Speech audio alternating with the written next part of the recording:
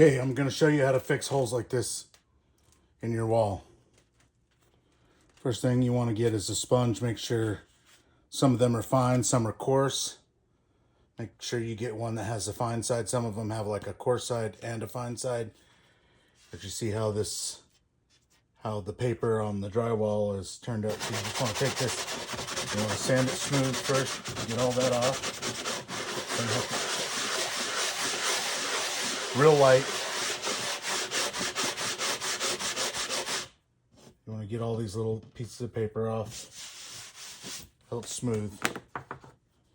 Then you take lightweight spackling paste. Get this at the hardware store, Home Depot. Some of it might be easier for you, has got a pink top and the stuff inside is pink. This is white, but some of it's pink, and that's helpful because it goes on pink, but when it's dry, it's white, so you know when it's dry and you can sand. So first thing you do, just gonna take some, it's like frosting. Take some in our finger and kind of smush it into the hole. And it may take, see, I'm being kind of messy with it. It's fine.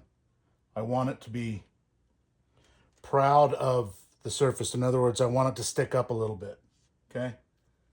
So I want to fill the hole. This is just a piece of drywall with nothing behind it. So as you see how I just kind of leave a lump on top there? And then these scrapes, kind of the same thing. Now you can take, for long scrapes like this, you can take a spackling, just cheap. These things are like 50 cents at the hardware store. It's little putty knives. You can just kind of scrape it in there like that. Okay. And then again, you want to, once you get the scrape filled, you want to put some and leave it so that it's sticking up a little bit, all right? Because what we're going to do, so here I'm going to fill in this long scrape, fill in this little shorter scrape.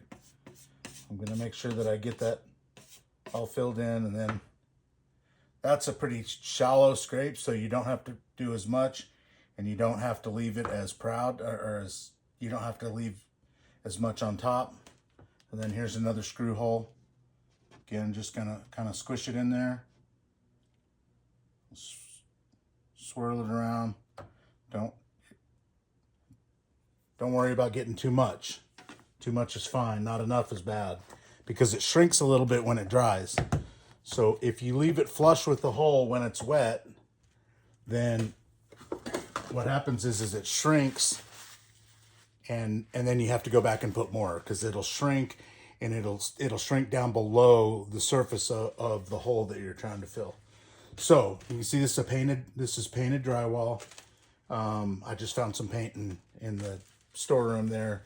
I didn't figure it mattered which color. But now what we're going to do is we're going to wait. This probably take a couple hours to completely dry. So we're just going to leave it there for now. And then I'll come back and show you how you make it invisible. Okay. Now it's dry. Going to take the sanding block here, sanding sponge. Just going to really lightly sand off the excess, and kind of circular motion here. I don't want to get too aggressive with it.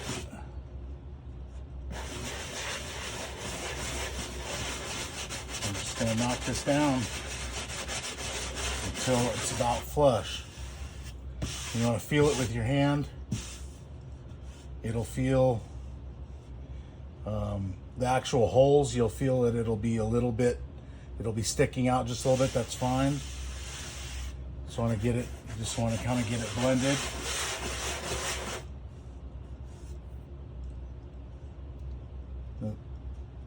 That gouge there, I can tell that I didn't get enough excess on there.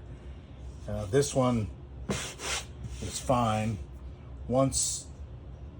Actually now I can feel this with my finger that I didn't get enough in this little area right there, which probably wouldn't be too noticeable, but Because there's not enough in here, I'm going to go back and I'm going to put a little bit more in there. Again, let it dry. And the key thing is that you have to have the paint color. If you have the paint, once you get this where you want it,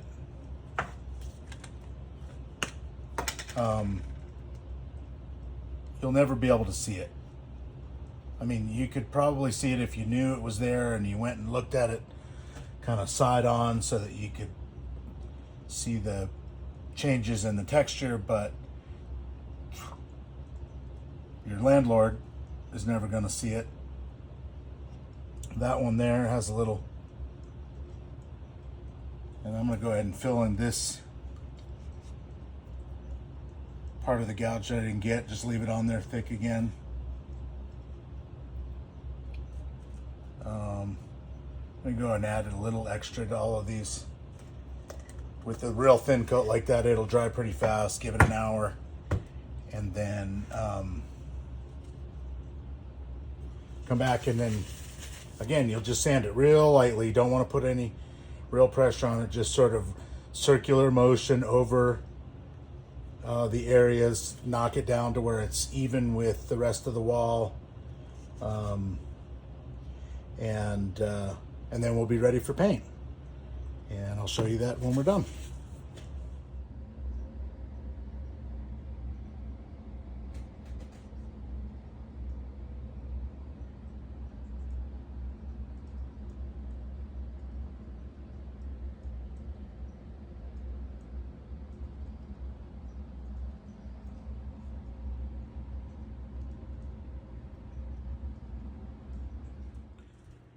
Okay, so that second coat is now dry. So again, I'm gonna sand it.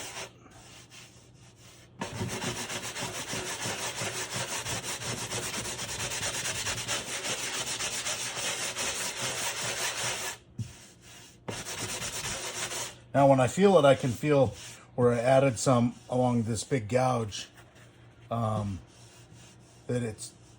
there's a bump, you know, so I want to get that as smooth down as possible. That's perfect right there. That one still needs a little, it's still got a little bump. That one feels a little bump. And that one feels good. Okay. So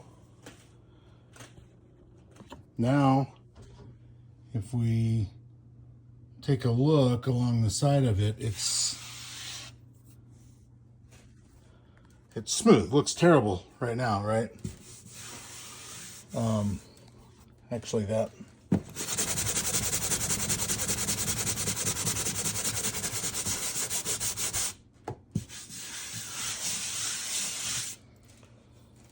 So, okay.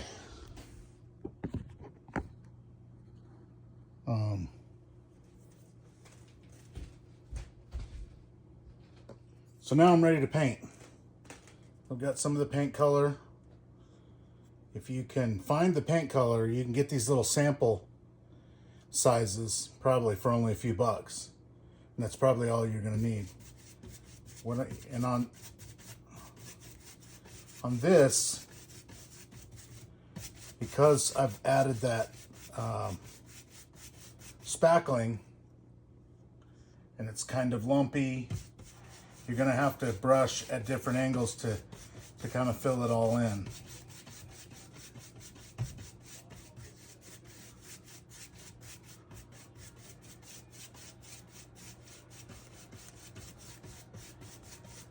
And you want to paint more than just where you repaired the drywall, because in the sanding you've probably rubbed off a little of the top coat of the paint, taking away some of its shine. You see up here the paint where I haven't sanded is a little bit shiny. It's got a little bit of a gloss to it. And so when you sand, like if I sand this area,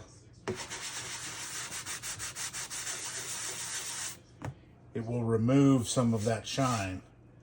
And so in order to make it look like the rest of the wall, I'm gonna want to blend that. Okay, I'm just gonna want to do that. Now, the spackling, you may have to come back with a couple different coat. You may have to do more than one coat on this because the spackling is really porous and it will soak up a lot of paint. When you're painting on top of other areas that have already been painted, that doesn't happen. But when you're painting on top of this stuff, it's like a sponge. It soaks up paint. So you may have to let it dry, which with latex paint should only take, half an hour, and it's ready for another coat. I can see, and I don't know if you can, but I can see where my repairs, I left them too proud. There's too much material there. So what that means is I need to let the paint dry, and then you see how you can see where the blobs of spackling are? That means I didn't sand enough. I was trying to do this quickly to show you guys. So I'm gonna let the paint dry, and then I'm gonna come back and I'm gonna sand this down, and this especially, that one you can see, that one's not so bad. This area here is pretty bad. So I need to sand that down more, which is no big deal because I'll just sand it. When you sand, though, something to keep in mind, it's not the huge deal. Just take a wet paper towel and wipe down the area where you sanded just to get all that drywall dust off before you paint. So I'm going to let this dry, and then I'm going to come back and I'm going to sand, which means I'm going to sand away all of that paint and have to get back down to the white stuff again. And then then I'm going to repaint again. So you'll have to try it, but I'll show you what it looks like before I sand. It looks terrible right now because the paint is wet, and that spackling paste is absorbing the paint at different rates than the rest of the drywall is, because the rest of the drywall had a previous coat of paint on it. So you can see exactly where, especially in the camera. It doesn't show up this bad in real life, but it definitely is. It has a different texture for the areas where I repaired. So I'll come back when it's dry, sand some more, and then repair. Okay, now the paint's had a chance to dry, and you can see how the repaired areas are a lot less glossy than the rest of the paint. So we're gonna need to do something about that. So I'm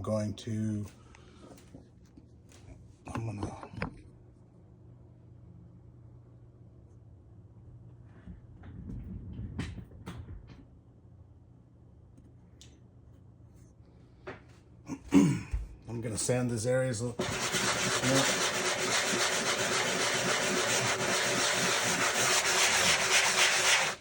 Now I decided to use a little bit coarser sanding block this time, because this one that I was using, it's been used a lot, and I think a lot of the grit has worn off of it.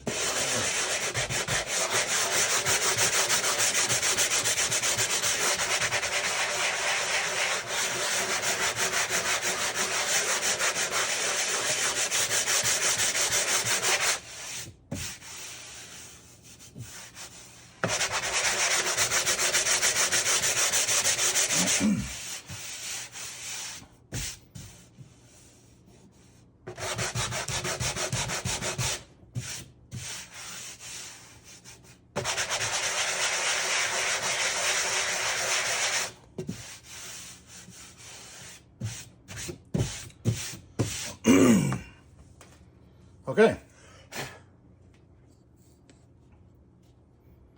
So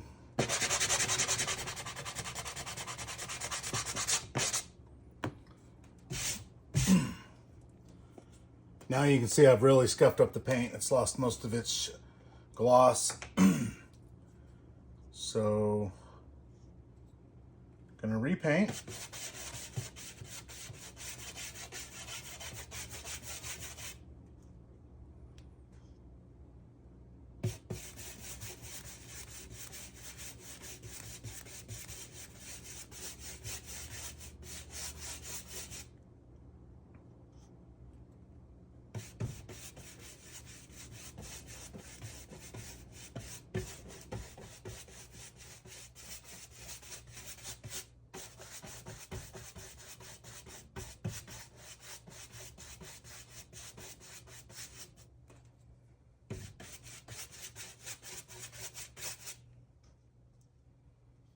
And since I sanded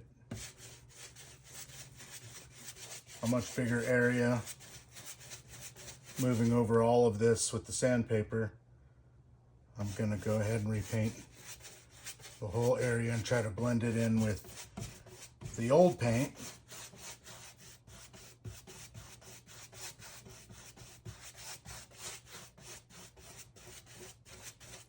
Once you get enough paint on there, you want to use sort of long strokes like this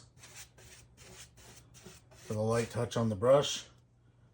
Those the brush marks, the ridge marks, will for the most part smooth out as it dries. They'll lay down.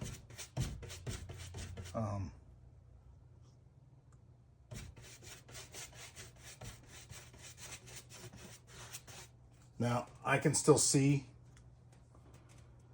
the screw holes. I'll show you here in a second. You can still see in the light. See that screw hole that's been filled? You can see that one. You can see the old gouge. There's the other screw hole there. When this all dries, when the paint dries, unless you get right up next to it or shine a flashlight on it or catch it just right like that, like here, you can see I'm catching the reflection off of the fluorescent bulbs on the ceiling, and that's where you can really pick out where my repairs are. But if you stand back and you're not getting that reflection, when that paint dries and that color all evens out, then you won't be able to see it. And it'll just look like the rest of the wall. So hopefully if you can do that, look, this literally takes, if you'll just identify all of the places in your apartment where you need to fill, first sand lightly over the areas you need to repair just to knock ridges down. Then take the spackling and just use your fingers and squish it in there.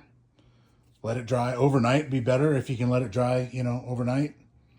And then come back, sand, reapply some spackling if you need to, and then paint. And don't be afraid to go back in with the sandpaper if it doesn't look right, if it's obvious. But for the most part, property managers, landlords are not going to, they're not going to look that hard. They're going to notice obvious things.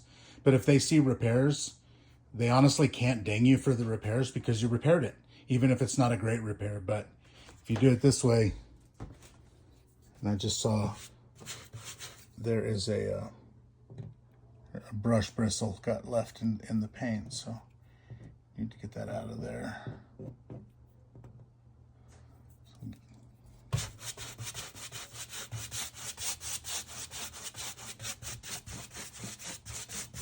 Yep, so that's how to repair your drywall and never have to pay for, if you have really strong texture, like if you have a really strong spray texture on your walls,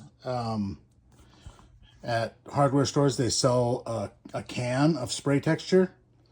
You can just buy a can of spray texture and you can just practice on a piece of cardboard or something until you get the consistency right and you could actually, before you paint, you could actually spray some of the texture over this and then really lightly sand that down, match it to the other texture on the wall, and then paint, and it'll be completely invisible.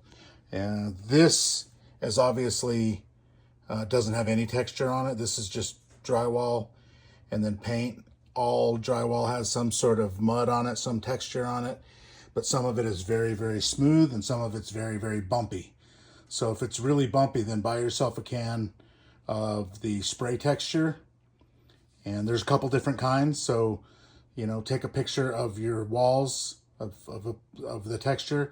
And when you go into Home Depot or Lowe's or the local hardware store, tell them I need to match this texture, and they'll show you exactly which can you need to get. So anyway, I hope that helps, and I hope you get all your money back. Love you, babe. Bye. Okay, so now the paint has dried. You can see that unless you get it just right in the light,